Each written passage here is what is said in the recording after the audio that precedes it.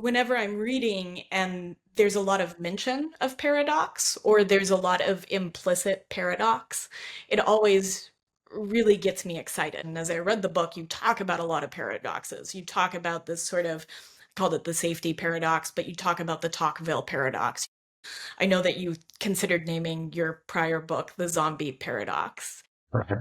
And then there's the vulnerability paradox. And I guess I have this question as there's a lot of either or thinking showcased in the book and how we fall into this sort of villain or victim or all these different either or situations. And what I love about paradox is it indicates that there's a both and a continuum in between them, right? We can be both light and a particle. And I just wondered if you had from a social psychology basis, why we fall into either or thinking when I think so much of what it is to be human is sort of paradoxical.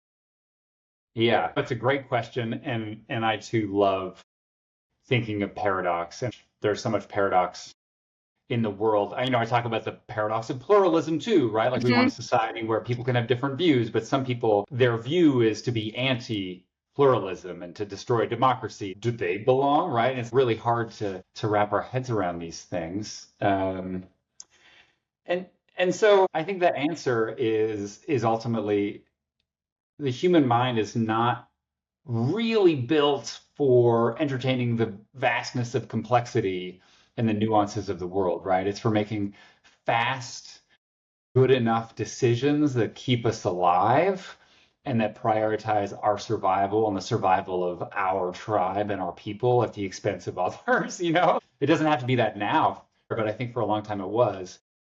And so I think sitting down with a Zen koan kind of blows our mind because we so rapidly categorize things because that's what's required for us to live, like friend or foe. Like that's important to know, right? Yeah. Poison or edible.